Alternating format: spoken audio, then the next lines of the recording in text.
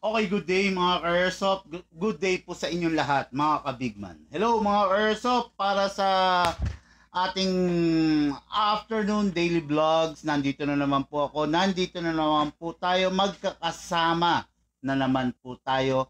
Daos natin to, itong daily vlogs natin. Idaos natin para ma-grant yung mga request ng ating mga ka-Airsoft from different province. Hello po sa total of 1 million subscriber ng Bigman Hobby Shop. Hello po sa inyong lahat. Maraming salamat po dahil lagi kayo nandyan at sumusuporta po sa amin. Sabayan po tayo ngayon napapanood sa aming 10 different dire-diretsong ganda na. Sabayan po tayong napapanood ngayon sa aming 10 different pages at syempre sa aming YouTube channel. Okay mga ka-Airsoft, congrats kasi meron na po tayong total of 1,675 videos uploaded sa ating YouTube channel. Okay? First time in the history of Airsoft community, tayo lang po ang merong 1,600 plus na video na nai-upload na sa channel. Yung mga video na yan, hindi yan kalokohan video. Yung mga video na yan, bawat isang video na yan, kapupulutan po ninyo ng aral. Bawat po isang video na yan, talaga namang merong aral na pwede nyong malaman, mga tips, mga technique, kung paano natin lalaruin ng maayos ang ating pinakamamahal na hobby, ang paglalaro ng Airsoft, no? Natutuwa lang ako kasi nag-congratulate sa atin si YouTube saying na we have reached the 1,600 plus uploaded videos. Okay? Kaya mga ka-Airsoft, masaya tayo, celebrate tayo, no? Kaya nakapula tayo. Hindi dahil sa birthday natin, no? Okay, good day and good afternoon, Sir Jerome Notob, no? Of Barangay Mabini, Santiago City, Isabela, okay? Ang kanyang unit is yung competition grade. Yung talagang panalong-panalo pagdating sa competition. Yung panalong-panalo na unit pagdating sa mga grade. The Godfather KP19 by the KJ Works. Napakaganda, napakalupit, full setup. Makikita ninyo mga ka-Airsoft, meron na ring laser sa baba. Ayan, no? Okay, so yan. May laser na naka-ready dyan sa baba. Toggle switch lang, ayan, point it to the left to turn it on, okay? Then point it to the right to turn it off. Tapos, what is good and special about this? Nasaan na yung rubber nito, look? What is good and special about this scope? Okay, automatic off, automatic shutdown yung red dot niya, automatic on din. Once na tinupi mo siya, mag-o-off siya. Then mag-o-on siya once na inangat mo siya. Okay? What is good and special about this? Loaded ng upgrade. Grabe, no? Nasa kanya na lahat kung tawagin nga, no? Ito yung unit na competition grade. Hindi mo na kailangang i-press yung beaver tail while firing. Kumbaga dire-diretso na to, no? Hindi tulad ng ibang mga 2011 'di ba? Kailangan ninyong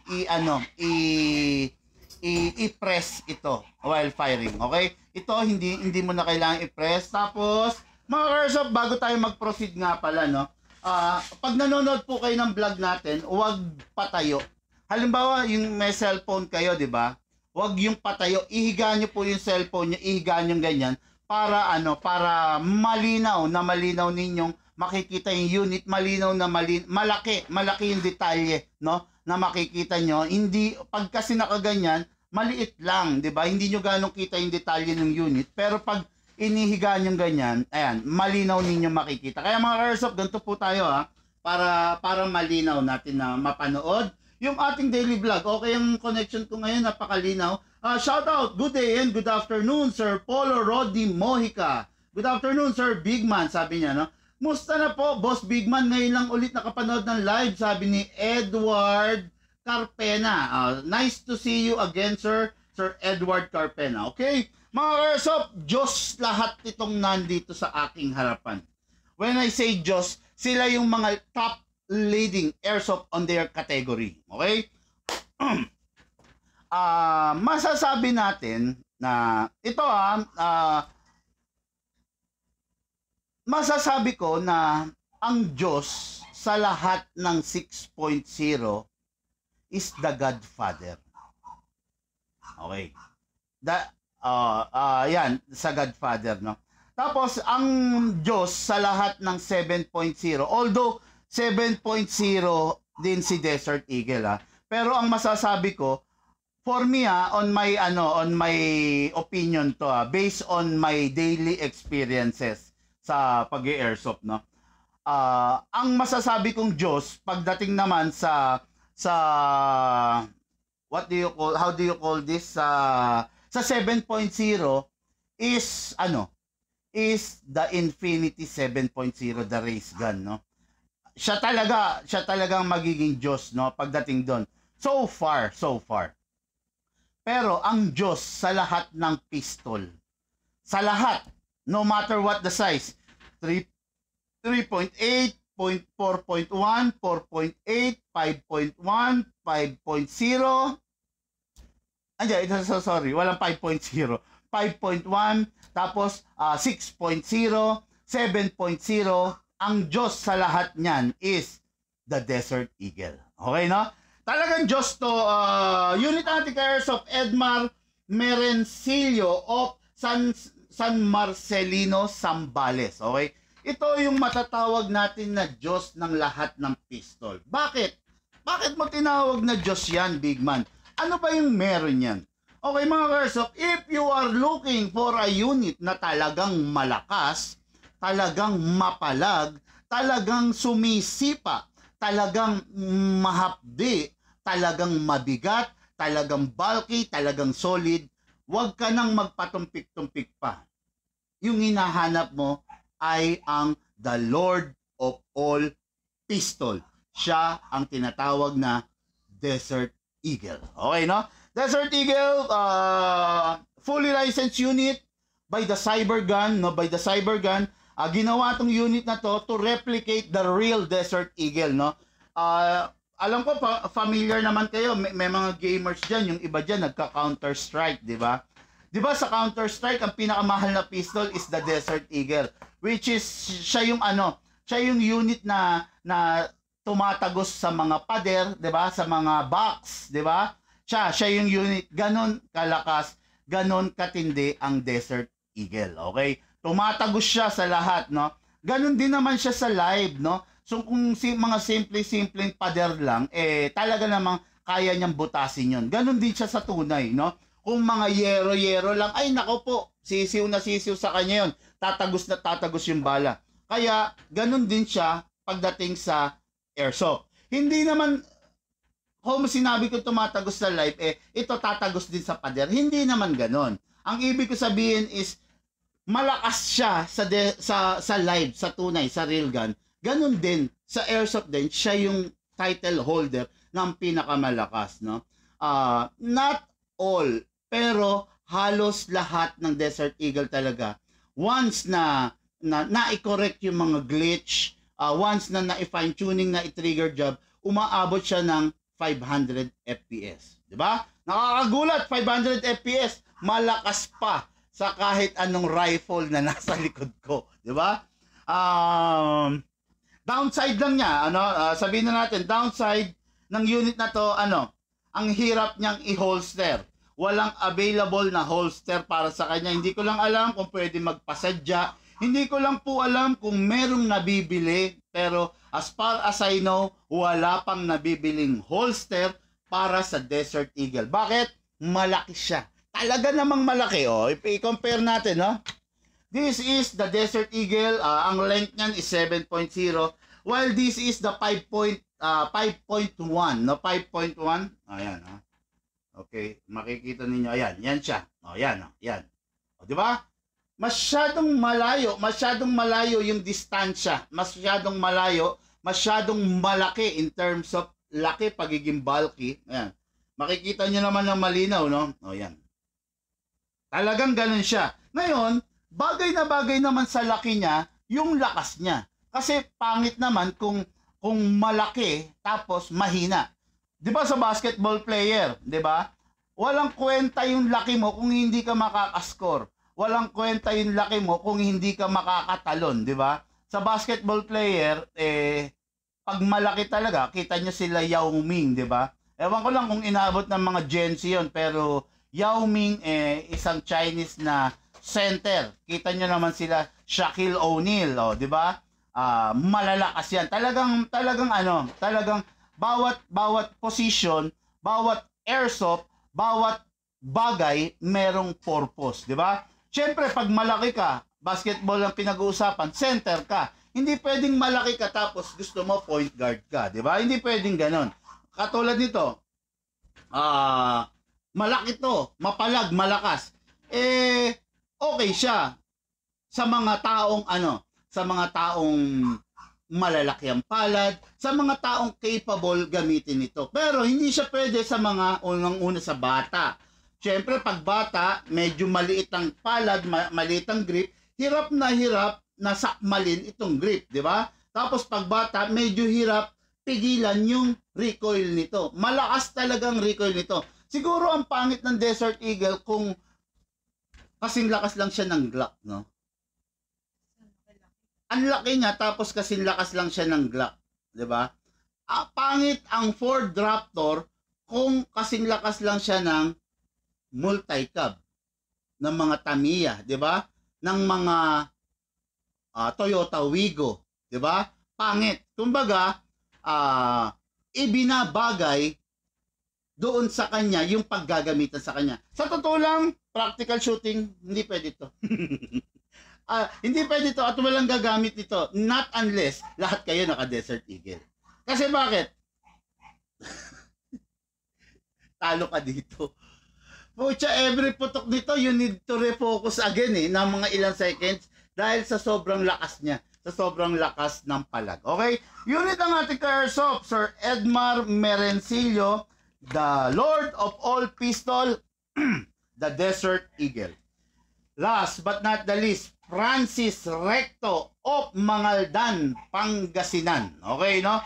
What is good and special about this 2011? Okay? Kahit 2011 lang to na Taiwan, entry level na 2011 na Taiwan, punong-puno ng upgrade to. Number 1, upgraded ng hammer protection pad. Specialty ng Big Man yan. No? Big Man lang ang bukod tangi na airsoft shop na nag-upgrade ng hammer protection pad. Okay? Isa pa na specialty ng Big Man is the fixed outer barrel. Okay? Naka-fixed outer barrel lang yan. And I am proud to say that Big Man lang ang nag-a-upgrade, nagko-convert, nagmo-modify, nagdi-DIY ng fixed outer barrel. Okay? Yan, naka-fixed outer barrel na yan, Walang kalog, walang anumang clearance na maririnig ka or mararamdaman mo sa unit. Okay? Napakaganda niyang unit na yan. Upgraded na rin with the hammer protection pad. Lahat, naka-fine tuning na, naka-trigger jab na. 2011, pero magtataka ka, umaabot ng 2 seconds lang ang gas. 2011, pero magtataka ka, 2 seconds lang natin nilalagyan ng gas. Tapos yung 2 seconds na yon is aabot yon ng ilan? Aabot ng 40 rounds, ng 50 rounds. Dito lang yan nagaganap sa atin sa Big Man Hobby Shop. And I'm proud of that, no? Again, sasabihin ko sa inyo, no? Nasa Big Man, hindi ako magsasawang sabihin to kasi totoo to, no? Nasa Big Man ang isa sa pinakamagaling na gunsmith sa ating henerasyon. Dito sa Big Man nagtatrabaho ang isa sa pinakamagaling na gunsmith sa ating henerasyon ngayon, no?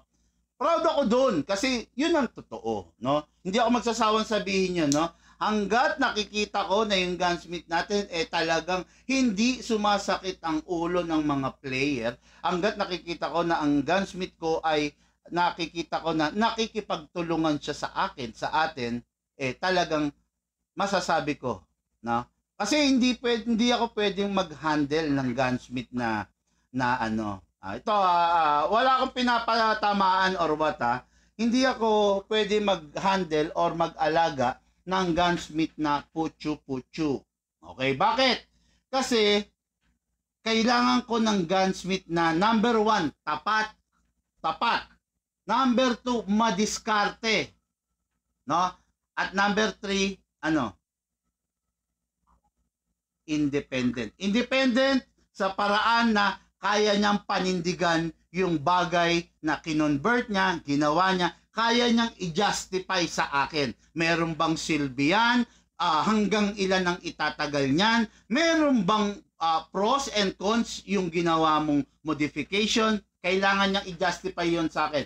Ngayon, pag naipasa niya yung tatlo na yun, well, I will consider him as the best gunsmith na hawak ng Big Man Hobby Shop, no?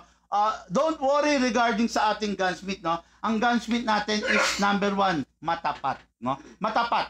When I say matapat, hindi niya sasabihin sa atin na sira na tong isang bagay na to kung hindi rin lang naman ito sira, no? Nasubukan ko na ang gunsmith natin, kaya wag po kayo mag-alala. Nasa Big Man ang isa sa pinakamagaling na gunsmith. Maraming magaling na gunsmith, marami sila. Pero isa sa pinakamagaling nandito na sa Big Man.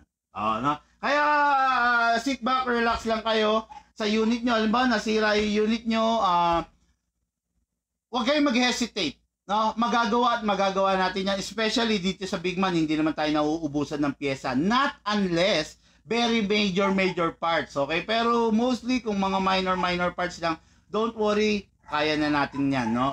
Kaya natin i-shoulder yan.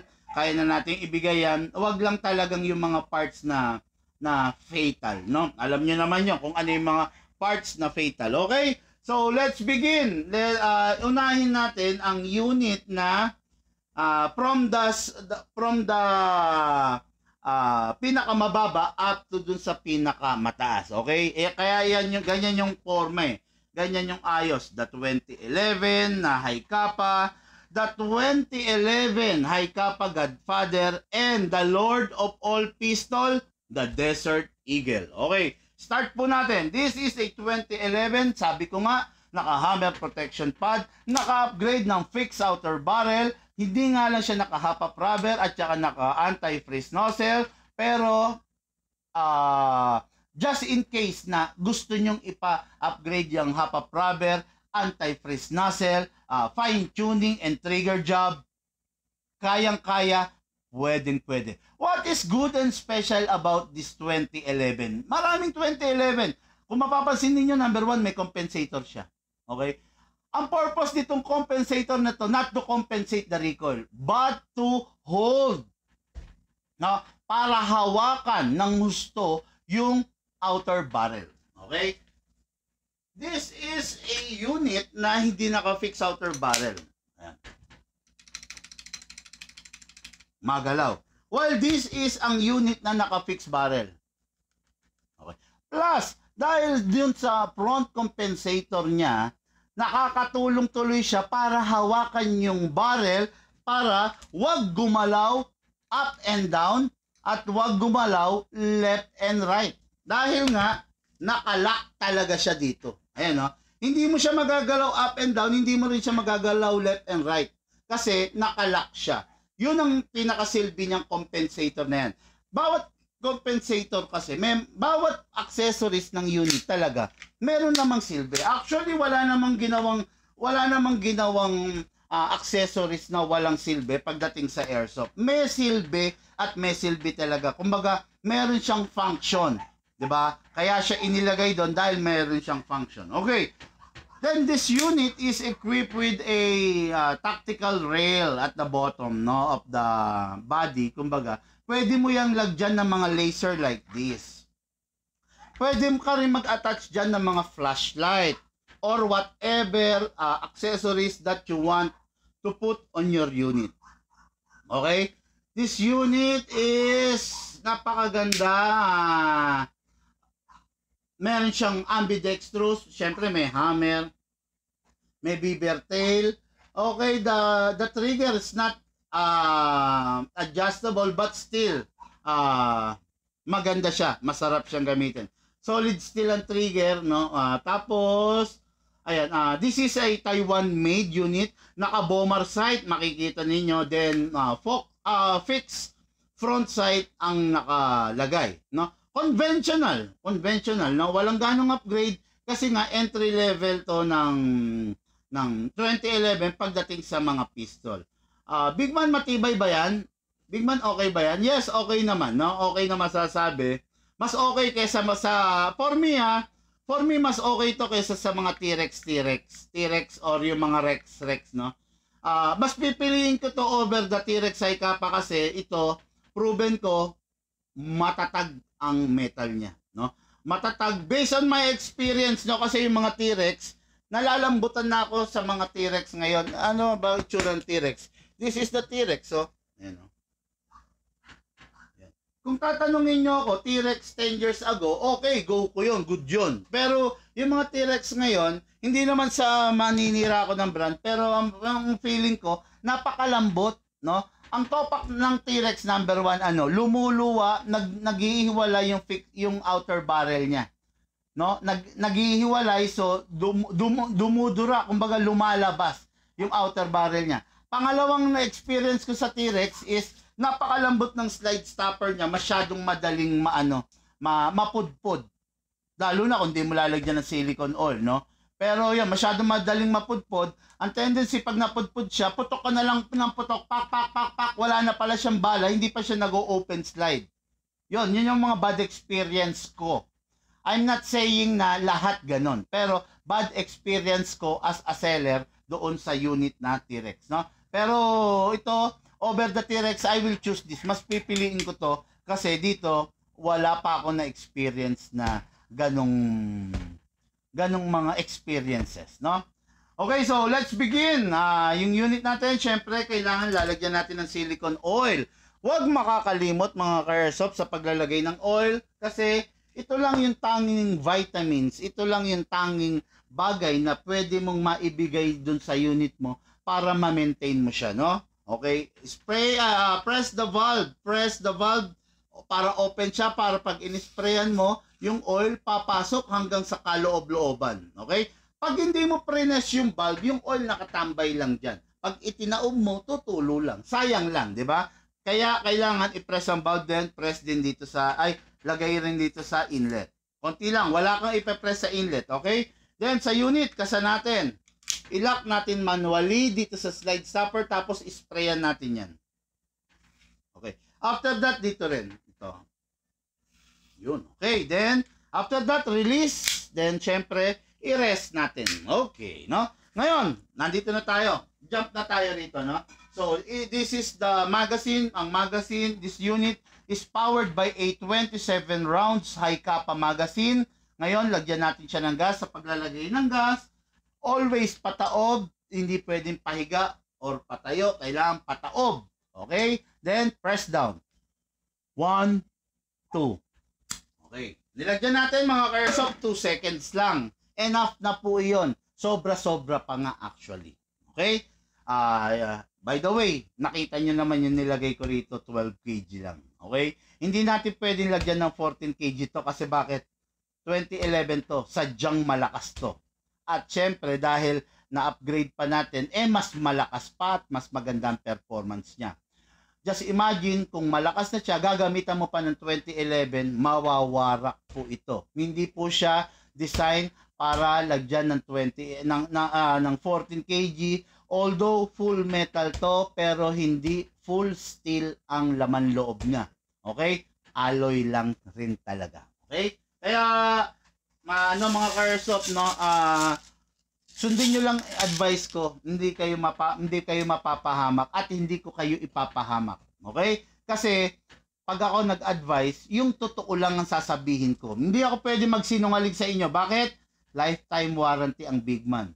Pag nasira yung unit mo, pag hindi ko sasabihin sa iyo yung totoo, pag bobolahin lang kita, pag hindi ko ibubunyag sa iyo kung ano yung mga tama at mali sa unit, ako din ang sasakit ng ulo. Kaya sa una pa lang sinasabi ko na bawal yan, dapat ganito, dapat ganon kasi ayaw kong dumating sa puntong masira yung unit mo kasi ang unit mo, the more na nasisira, the more nasasakit ang ulo ko. Okay? Ngayon, lagay tayong bala mga ka-airsoft. Atakin pababa, put your right thumb here. All the way, then lagyan natin ng bala. Okay. Mga ka-airsoft, pag nakita nyo na bungi-bungi yung bala nyo, kalugin nyo sideways para umalign, para tamang-tama lang. Alternate dapat, ha? Left, right, left, right, left, right. Okay. Then, video. Ilapit mo, tapos wag makalog, ha? Wala bang stabilizer yung video mo? Patignan ko nga. Imposibleng wala. Ako na.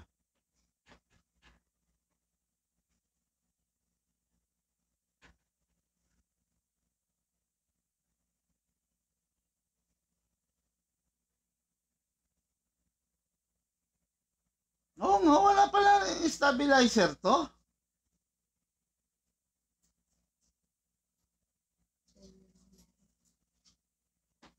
Ha?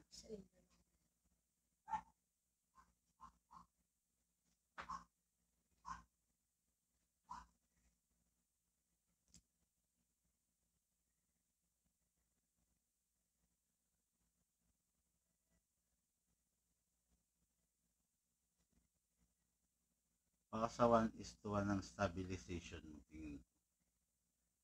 Wala rin. Baka sa full screen. Tingnan natin.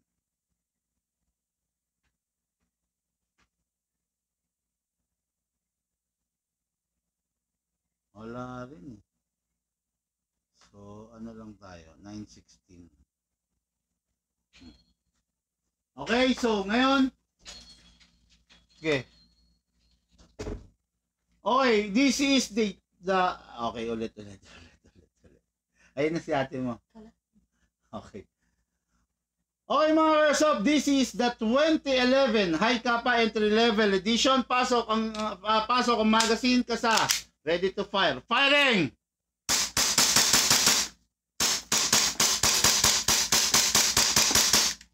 Open slide, indication na wala ng bala. Release the magazine, then release the slide. Then rest the hammer. Rest the hammer by pressing the trigger. Okay, na. Hindi ko pa na-discuss. Sorry. You need to press the beaver tail in order to fire. Okay? Tandaan nyo, this unit entry level, hindi siya competition grade. So, kaya yung beaver tail niya, kailangan ma-press mo para ma-fire mo. Pag hindi mo press yung beaver tail mo, kahit anong gawin mo, hindi siya magpa-fire. Pero once na na-press mo, okay. Unlike dito, this is a competition grade unit. Kahit hindi na natin ito i-press, magpa-fire siya. Okay? Yan ang difference nila ng competition grade. Bakit big man? Hindi na ba kailangan sa competition yung beaver tail?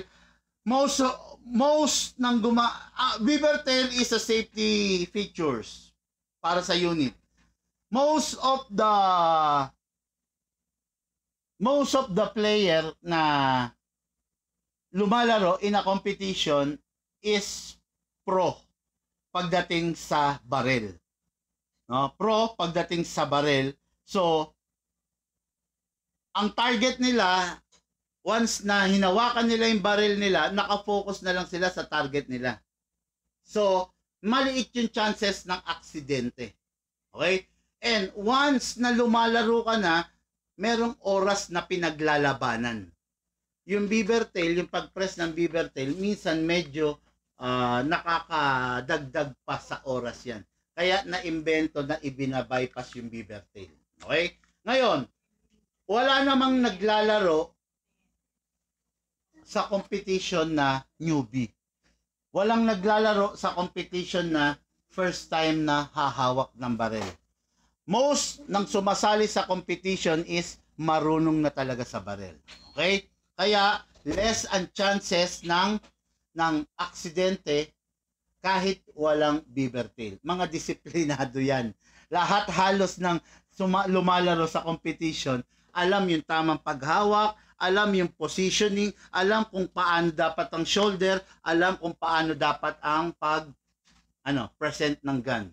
Alam nyo, sa totoo lang, importante yan eh. How do you present the gun on a situation, di ba? Hindi pwedeng yung, albawa, babaril ka. Ako, sa totoo lang ha, I have met different types of person. I have met mga taong marunong talaga, nagmamarunong. Alam ko kagad yung kung yung tao nagmamagaling lang. Feeling lang niya, practical shooter siya. Feeling lang niya, alam niya na. Alam ko yan. Marami yan. Marami, no? Dito, araw-araw nakaka-encounter ako ng mga nagmamagaling lang, ng marunong talaga, ng willing tumanggap ng pangaral, ganon. Pag yung isang tao, napakiramdaman ko na nagmamagaling, nagmamarunong, ayaw niyang matapakan yung ego niya, hinahayaan ko na lang. No? Kasi kesa makipagtalo pa ako sa kanya, lahat ng sasabihin ko, hindi naman niya papakinggan kasi mataas nga ang tingin niya sa sarili niya, di ba? Marami yan. Lahat yan namimit ko everyday, no? Ngayon, alam ko kung sino yung tao talaga na marunong sa tindig pa lang magpa-firing, sa tindig pa lang alam No, ito lang masasabi ko sa inyo. Kahit hindi nyo totally malaman lahat ng techniques or what dyan sa barrel, isa lang ang malaman nyo, yung how do you present the gun. No? How do you present? Pag sinabi ko, how do you present, ganito yan. Kung paano mo i-launch, no? I-launch yung baril mo, kung paano mo i-present yung baril mo. Ganon. Yun yung tawag na present. Kumbaga, you're submitting, you're presenting something in a crowd. Parang ganon. Just imaginein mo. Wag mo lang imaginein na target lang yung nasa harap mo. Imaginein mo, ano nag-i-stop? Imaginein mo, may mga crowd na nanonood sa'yo. Paano ka magpe-present ng baril? May mga crowd na nanonood sa'yo, tatayo kang ganyan. Gaganyan ka ba? Ang pangit, di ba? Ang pangit nun. Sa totoo lang, meron pa nga ang yabang Noong nakaraan, hindi ko napapangalanan Ang yabang, ganito raw siya, ganon. Oh, okay. Good, that's good. That is good. Pucha na magpa-fire na nadismaya naman ako, di ba? Oo, na magpa-fire na sablay. So, how do you present the gun, no? Don't lean backward. Iba, up. Pangit 'yun, di ba? Make it more presentable. Lean forward. Lean forward, no? Okay? Ngayon, wag yung sa totoo lang, paano ba ako mag-fire?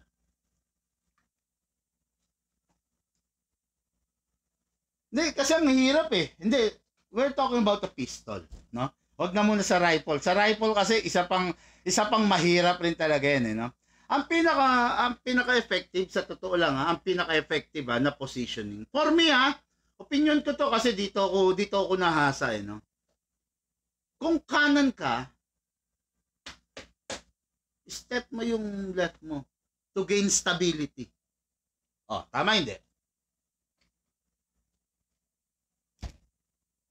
Ano ang magandang, mas stable? Kung kanan ka, i-forward mo yung left mo. Yan, ganyan. Ganyan ang paa mo. Stable ka niyan. Di ba?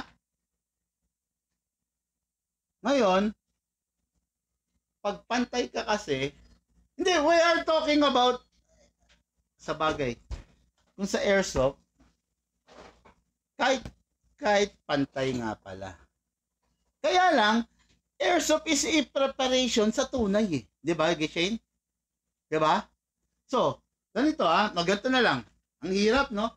Kasi baka sabihin ng mga viewers, masyadong masyadong technical na yun, no? Actually, technical na talaga yun. Pero ako kasi, magandang matutunan nyo yung both sides Lahat ng angulo no? For me, kasi preparation nyo na to Kaya ka nga gusto mag-airsoft kasi for now, hindi mo kaya mag-live no? Pero ako, sa totoo lang, proper positioning, pa-fire ka, step forward ka. Kung kanan ka, naka-step yung left mo, forward. Then, straight mo to. kailangan yung barrel kapantay ng shoulder mo. Okay? Yan, ganyan, no? Yan, ha? Okay. Hindi, masyado tayong nag-advance. Nandun na tayo sa positioning, eh. Doon muna tayo sa proper handling. Okay. Sa proper handling, mag-adjust na lang kayo kung kaliwete kayo, ha? Kasi kung i-discuss ko, kanan kaliwete, medyo matagal tayo. Okay. Sa proper handling, number 1, ito. Iganyan mo. Yan. Iganyan mo yan, ha? Okay. Number 1, ganyan, ha? Ito, iakap mo tong tatlo dito sa baba. Okay? Ito, iakyat mo muna rito. Kasi ito yung pampe-press mo ng trigger, eh. Huwag ka magpe-press ng trigger ng ganyan, no? Wag, pangit yan. Ito lang. Okay? Ito lang, ha? Tapos huwag ka magpe-press ng trigger ng ganyan. Ang gumagawa lang yan, yung talagang hindi marunong, no? Magpe-press ka ng trigger yan. Yan. Yung tatlo nandito, yung isa nandito, yung isa ito. Importante ito, nandito yan sa safe. Pag-release, pag-safe yan, at saka, okay. Ngayon, number 2. Ito tatlo na to, importante rito. I-hug mo rito. And i-akap mo rito. Okay? Okay? Itong isa na, pwedeng ganyan. Yan. Ganyan, ha? Pero ako, gusto ko matuto kayo ng ganito. Why? Kaya nga may grip to, eh. Ayan, no? Kaya may grip yan na naka-knurling. Para ito, yung tatlo, ayan ha, yung tatlo na yan, magkaakap, then, okay, then ito dito, then, ito. Itong left thumb na to is nakakalang dito yan. Hindi sa slide stopper, ha? Hindi ganyan. Hindi mag-open slide yan. Dito, nakakalang dito yan. Para ano? Di man may silbi ba yung pinagsasasabi mo? Ganito yan. Okay? Ito, dito, ito, dito. Yan, ganyan. Yan ang pinaka-position dyan. Bakit kailangan yung left thumb dito? Kasi mga ka-airsoft, once you are pulling the trigger, there's a big possibility, chances na mag-sway yung barrel mo going to the left. Kada pindot mo ng trigger. Ayan, no? Kasi pumepwersa ka. Ngayon, itong thumb na to is balancer yan. Balancer na para yung unit mo hindi pumaling na ganun. Merong balancer dito, mapipigilan mo siya, mas stable ka nun. Yan, ha? Ako yan, ganyan, ha? Yan ang masasuggest ko sa inyo. Pero, depende pa rin. Yung iba, kung malaki talaga yung kamay, pwedeng ganyan. Pero ako, mas trip ko. Especially pag ang magpa-fire babae, gustong-gusto ko pag yung kamay nila nandito. Kasi syempre, yung mga kababaihan natin medyo hindi malalakas sa mga grip, ang mga braso, para ito, nakokontrol nila to. Okay, medyo malalim na yan. Lumaba tuloy. Umaba na. I don't know kung nag-enjoy pa kayo doon sa mga tips na ganyan. Pero yun talaga yung tunay. Yun talaga. Ngayon, bahala ka na mag-adjust if you are a left-handed. Ganun pa rin naman, di ba? Ganyan pa rin. Okay, yan. Ganyan pa rin, no? Di ba? Ayan. Kanya-kanya yan, eh, no? Pero for me, yun ang pinaka-proper, no? Kaya ito nilagyan to ng grip kasi merong lumalapag dyan. Okay? Kaya ito, meron tong grip kasi merong thumb na mas magandang lumapag dyan. Ganyan ang forma. Okay? Huwag kayong magpa-fire ng ganyan. Yan, bad dyan, ha? Bad dyan. Malito, okay? Huwag kayong magpa-fire ng ganon. Shane, pwede mo ako i-video, ha? Hindi, i-video mo tong ganon, tapos X, yung X, tapos check. Yung correct positioning. Diba? Okay, ulitin ko, ha? Yung iba, nagpa-fire ng ganyan. Okay. Yung iba, nagpa-fire ng ganyan. Wag. Okay? Yung iba nagpa-fire ng ganon. Ng ganon. Wag. Mag-fire kayo. Hold it tight. Straight. Ayan. Ganon. Preparation to, eh, sa tunay. Diba? Kaya gawin natin yung proper sa una pa lang. Okay? Unit natin kay Airsoft, Francis Recto of Mangaldan, Pangasinan. Okay, then next unit natin is the 2011 Godfather KP19 by the KJ Works. Unit natin kay Airsoft, Frederick Del Barrio. Mali. Sorry. Jerome Notob of Mabini, Santiago City, Isabela. Hello po sa mga Ilocano na katropa, kaibigan, ka-airsoft natin dyan, no? Etiague, Santiago, Jones, Cagayan, lahat, no? Lahat dyan sa Enrile, Rojas, Alicia, nako, ang dami nating mga katropa dyan sa lugar ng Isabela, no?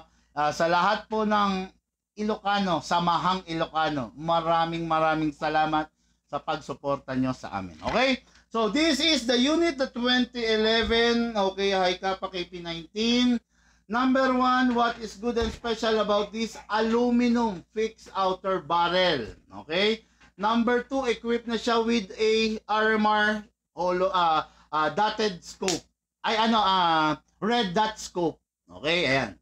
Ayan, nabebend dyan kung medyo alanganin kang gamitin, ayaw mo siyang gamitin for the meantime. Pero kung gusto mo siyang gamitin, press mo lang to, ayan, then fold. Then, meron siyang silicone cover para protektado rin naman siya. Okay? Ngayon, meron equipped na rin siya with a laser dito sa baba, no? Laser dotted, ayan, no? Okay? Then, ayan. Para mas maging precise firing ka. Actually, ganito, no? Kung akong tatanungin, ayaw ko to. Pero kasama kasi ito sa get up niya, eh. Ayaw ko to, no? Ito, ang mag-enjoy nito, alam mo kung sino? Si Mrs., yung anak mo. Kasi, syempre, medyo hindi pa sila sanay sumipat sa mga scope, sa mga sight. So, dito sila, ito yung magiging guide nila. Once na tinamaan mo na yan, so, ayan na yan, di ba? Kumbaga, nakakalibrate yan dito, left and right, and up and down. Meron pang calibration. Sasamahan na rin namin ng calibration tools para hindi ka mahihirapan, sir, bossing. Okay? What is good and special about this competition grade, competition ready? Naka-competition, adjustable trigger. Yun nga, naka-bypass beaver tail na. Naka-hammer protection pad na rin. Naka-hop-up rubber na rin. Hindi nga lang siya anti-freeze nozzle, pero pwede na rin, di ba? Masatabi natin pwede na rin. Ngayon, full steel unit. When I say full steel unit, purong bakal. Okay, purong bakal. Hindi lahat ng unit purong bakal. Pero most of the unit is full metal. Iba ang metal. Ang metal is a kind, ang steel is kapamilya niya ang gold, ang silver, ang bronze, ang zinc. Okay? Ngayon, ito hindi siya alloy. Purong bakal. Okay? Yan. Kaya worth it, no? This unit is compatible with all types of gas. 12 kg, 14 kg and CO2 pwede rito, pasok na pasok dito. Hindi mo kailangan mag-alangan. Pwede ba sa akin tong gas na to? Basta ang iisipin mo, lahat ng gas pwede rito. Okay? So, this unit competition grade, wala ka nang kailangang i-upgrade pa. Maliban na lang, syempre, kung may gusto ka pang idagdag. Pero, kumbaga, learn how to properly upgrade your unit. No? Hindi lahat ng pwedeng ikabit, maikakabit mo. The more na kinakabitan mo siya ng mas maraming borloloy, the more na nawawala yung pagiging effective niya. Okay? Make it simple, make it clean. Yung mga sticker na yan, bossing, pinapaubaya ko na sa'yo. Pwedeng ikaw na ang mag-alis niyan. No? Alisin mo para to look, para dun sa unit mas magmukhang tunay. Neat, di ba? Okay, ambidextrous, seat, lahat kompleto. Napakalupit ng unit. Okay? So, let's start. Let's begin with the magazine. Ito nga pala, pinasingaw ko na ba? Hindi ko pa pala ito pinasingaw. Nag-fire tayo ng full round. So, meron pa to. 1, 2, 3, 4, 5, 6, 7, 8, 9, 10. 10. 1, 2, 3, 4, 5, 6, 7, 8, 9, 10. 10. 1, 2, 3, 4, 5, 6, 7, 8, 9, 10. Naka 30 na. Eh kanina, nag-fire tayo ng 22 rounds. So 30 plus 22, 52 rounds in just 2 seconds. Tapos, marami pang tira. Diba? Kaya, jackpot. Okay. Ngayon, dito tayo, no? Powered by a High Kappa Magazine, 28 round, maximum, bibis. Hatakin to pababa para maalis ang base pad. O yun.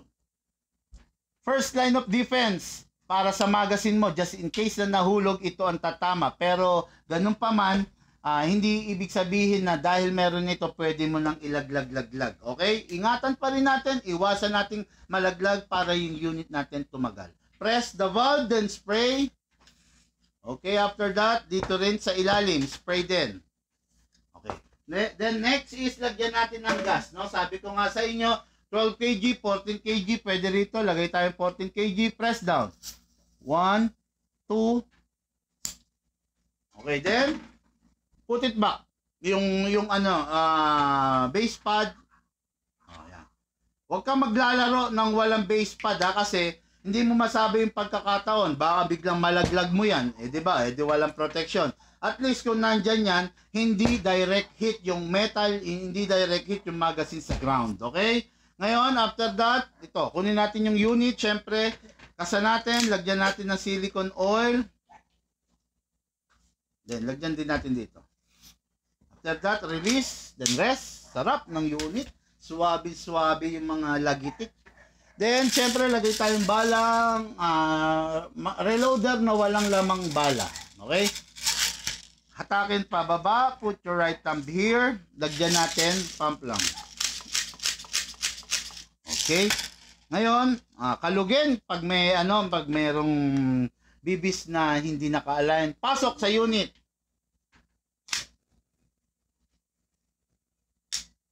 Okay mga ka-airsoft, this is the 2011 High Kappa 6.0 KP19 by the KJ Works. Kasa. Firing!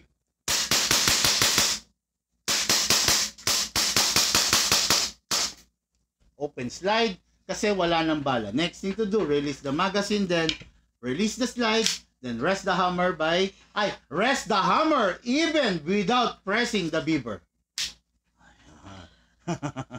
Okay, no?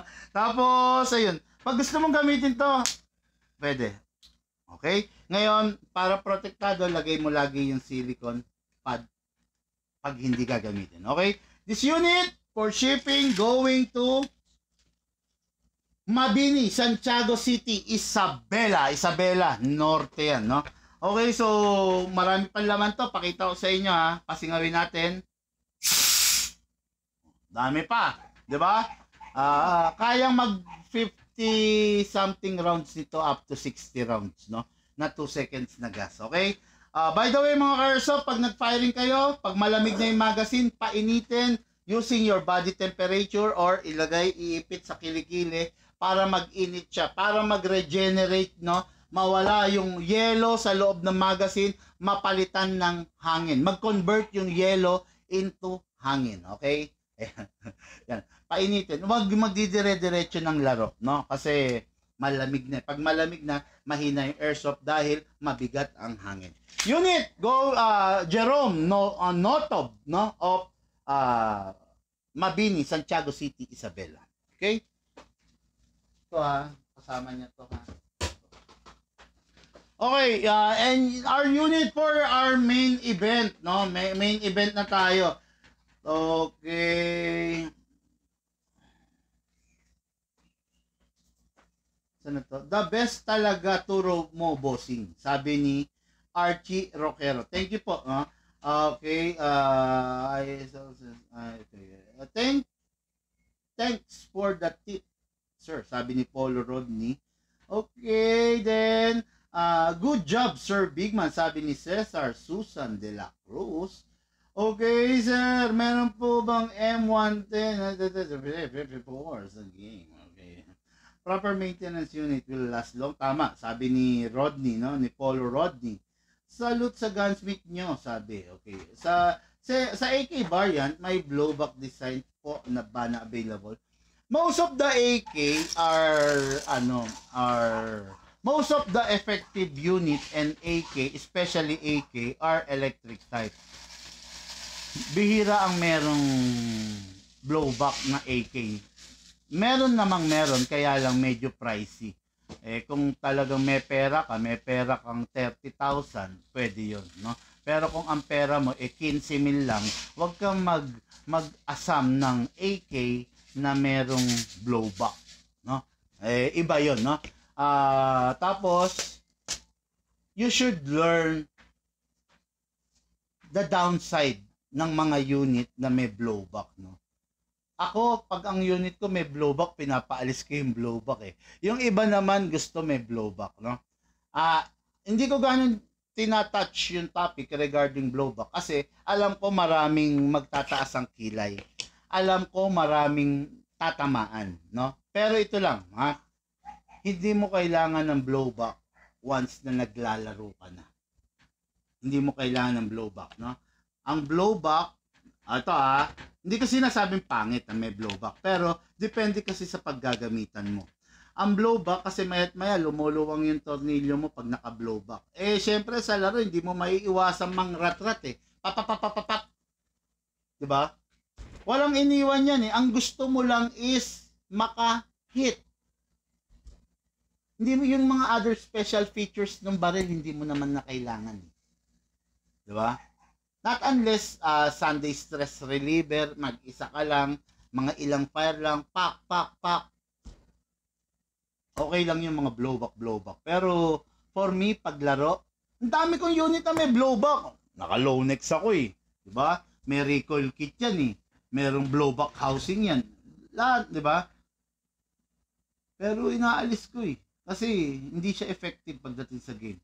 Mas stress pa yung baril pag meron ng mga ganong features, no? Sorry, pero hindi ko gustong basagin ng trip mo, pero kailangan sabihin ko kasi yung totoo 'di ba? Pwede ko ba sabihin sa iyo? Okay yan, the best yung blowback na yan. Okay yan, sige, realistic. Tapos ang purpose mo pala sasabak ka sa laro. 'Di ba? O sige, nagbo-blowback yung baril, mabababag. Ano ngayon? 'Di ba? Nagbo-blowback yung baril, mababababag. Ang baba ng rate of fire. Lalamunin kang buo ng mga naka 30 rate of fire, 25 rate of fire, while ikaw 10 rate of fire, no? Tandaan niyo 'to mga airsoft, no? Airsoft is not about the FPS. Hindi laging FPS ang maganda. No? Kinomperto na yan yung FPS na yan. Anong gusto mo? FPS FPS malakas, katumbas ng isang suntok or sipat or suntok sa muka. Anong gusto mo? Suntokin ka ng isang suntok sa muka na solid or kagating ka ng 1,000 langgam? 1,000 antik na langgam. 'Di ba?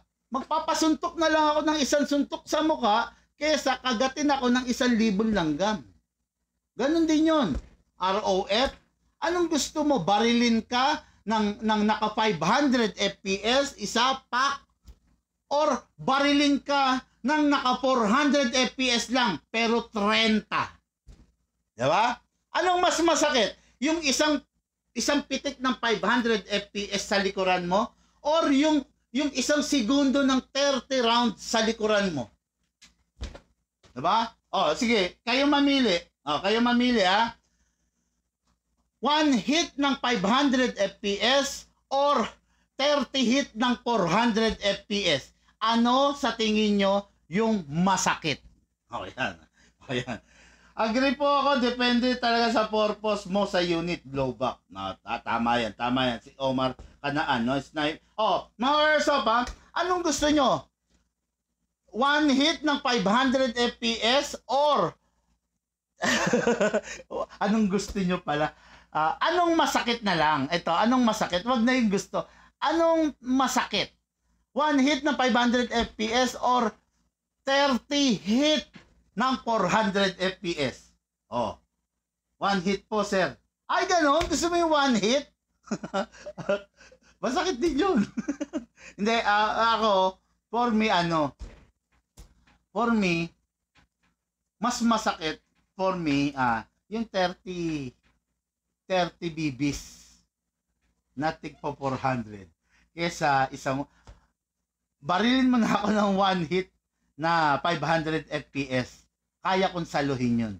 Hindi ko kayang saluhin yung 30 na BBs na tigpa 400 FPS. Masakit yun. Tama yung sagot ni Alan Villaris, no? 30 hits, sir. Sarap nun. Patay tayo dyan, Syro. Masakit yun. Yung 30 hit, kala 200 FPS lang yan. Okay, no? Okay, anyway. Let's roll, mga ka-airsoft, no? Sige, ito na.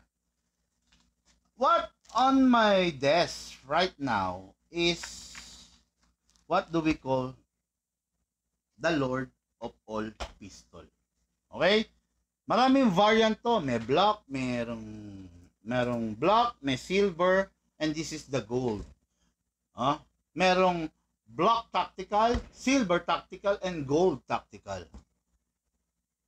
Dito lang meron yan sa Bigman. Wala kang makita sa iba yan. Tapos meron din tayong Deadpool edition. Meron din tayong Tiger edition na black. Meron tayong Tiger edition na silver. And still waiting tayo dun sa gold na Tiger edition. So, maraming version to. So, this unit is a very one-of-a-kind unit, no? Gold series. Collection category. No? Itong unit na to maganda. As long as na ang gagamit is yung owner. Pero itong unit na to, mawawalan ng kwenta pag ginamit ng buong barangay. Ito yung topic natin kahapon, di ba? Kasi kung ikaw ang gagamit nito, alam mo pangalagaan kasi binili mo di ba? Pero kung papahiram mo to sa buong barangay, kay Bienan, sa Pinsan, kay Bayaw, kay Balae, di ba? Kung ikaw ang bumili nito, hanggat maaari hindi mo ito ilalapag di ba? Kasi pwede magasgas. Di ba? Kaya sarap kasi nito, kaya sinasabi ko no? Ito kasi hanggat kung maipe-preserve mo to, ito yung mga unit na hindi bumababa yung value. Because this unit, once in a lifetime lang mag-issue nito. Hindi palagi may production nito Sarap ng value nito. Nag-a-appraise, hindi bumababa, no? Okay, so syempre mag-a-appraise yan kung ganyan itsura niyan, kung talagang mape-preserve mo, no? Not the ordinary pistol that you will see na ginagamit sa araw-araw. Not the ordinary pistol. Kung hindi ka rin lang may pera, hindi mo afford to. Tapatan tayo, diretso na lang, no? Hindi ko na kayo bobolahin at hindi ko kailanman gagawin yan. Kung ikaw yung taong walang pera, hindi ka makakabili nito. Sa totoo lang. Pang merong budget talaga to, no? So, the Lord of all pistol, kita nyo, kakulay, Ayan, panggingging, di ba? Ayan, kakulay yan, no? So, okay, try to look at the magazine. Ang laki ng magazine, no? Wala siyang opening, hindi mo makikita yung bala kung ilan pa. There is a special reloading stick na ginagamit para maloadan mo to, okay? So, lagyan na natin. Huwag na natin patagalin. So, this is the reloading stick. Lagyan natin ng bala. Yung reloading stick, merong 5, 10, 15. Ibig sabihin, pag 15 BBs na yung nakaload. Okay, ayan. Tusok mo lang dito. Tusok mo din. Press it down. Push it down pala. That's it. Tapos, no? Okay, then 30 rounds maximum. Kaya dalawang ganito, pwede. Pero hindi ko na gano'ng pupunuin. Lakas dito Laki nito. Alam nyo ba mga ka-airsoft? Ito ang pinaka-kinakatakutan kong baril. The Desert Eagle. Itong ano to? Pwede natin sabihin ano to, no? Hindi, yun na nga Lord na nga siya no? Hindi siya Holy Grail. No? Sa totoo lang ako, mas Holy Grail para sa akin. Paano ba pag sinabi Holy Grail. Paano ko ba sabihin yung exact term na maintindihan mo? Ano mo nga, try mo i-search. Holy Grail. Grail. Sige, tignan mo nga. Kumbaga siya yung pinaka. Ano? Okay, takot ako dito sa unit na to. Why? Dahil sa taglay ng lakas. 12 kg, 14 kg, pwede to. Actually, pwede rin sa CO2. Kaya lang hindi ko na ina-advise. Sa sobrang lakas niya, natatakot ako para doon sa unit. No? Although, wala ako sa estado para sabihin na wag gagamitan ng CO2. Pero, hanggang 14 kg na lang kayo rito. No? Masyado siyang malakas. Sa totoo lang. Okay? Lagyan natin silicone oil muna.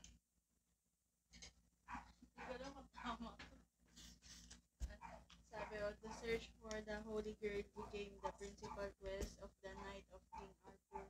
Hindi, iba yan. Iba yan. Meron din lumalabas about Jesus Christ.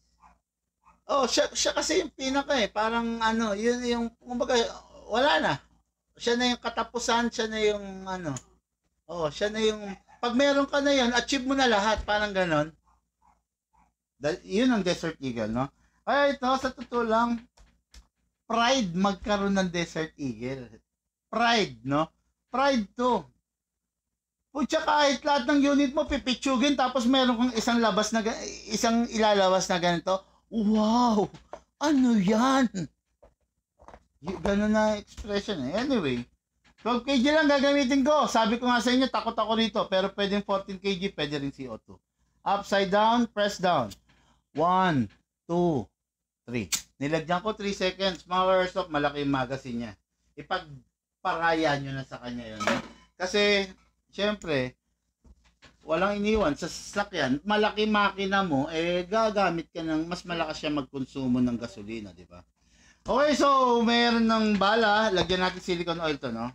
Asa, lock. Lagyan natin silicone oil. Alam nyo ba mga airsoft? Share ko lang sa inyo, Sabi ni Sir Polo, Omega and the Alpha, sir. Yun, no? Yun, isang magandang meaning, Share ko lang sa inyo, This is the exact unit na ninakaw at kinuha sa akin noong na-raid kami. Ito yung eksaktong unit na ninakaw sa display ko noong na-raid kami. Ito yun. I have all the markings. Merong markings ng Big Man na naka-engrave sa loob. Lahat. Ito yung eksaktong unit na ninakaw sa akin ng mga tiwaling pulis noong October 28, 2002. 2022. Tama. 2022. Ito yon. Bumalik sa akin last month.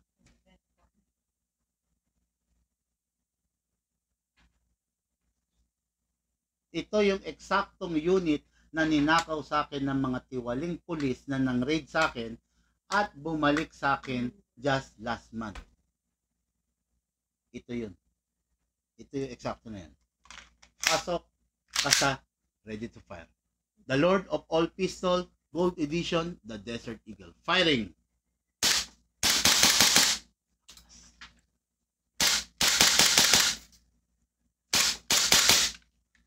Open slide. Dahil wala ng bala. Release the magazine, then release the slide. Then, rest the hammer by pressing the trigger. Make sure wala ng lamang bala pag itatabi at make sure pakawalan ang tirang hangin. Okay? Unit na ating ka-airsoft, Edmar Merencillo, San Marcelino, Zambales. Ang hirap sa Pinas, no? Lumalabang ka ng tama. Gagawan ka ng kalokohan. Panginoon na ang bahala doon sa mga gumawa nun, no? Hindi kami gumante, hindi kami nagkaso. Naglabas yung korte ng motion. Nag-apply kami ng motion to release evidence. Magpasa hanggang ngayon, hindi namin makuha. Walang mailabas na item. Pinapaikot kami. Nasa akin lahat ng karapatan, nasa akin lahat ng kapangyarihan para mag-file ng kaso. Pero mas pinili naming manahimik na lang. Ipagpasa Diyos na lang yung nangyari. Mga ka-airsoft, lahat po tayo nagmula sa iba't ibang larangan. Pinagbuklod, pinag-isa ng iisang libangan. Yun ang paglalaro ng airsoft. Atid po sa inyo ng inyong lingkod, Pigman. Thank you po and have a blessed day.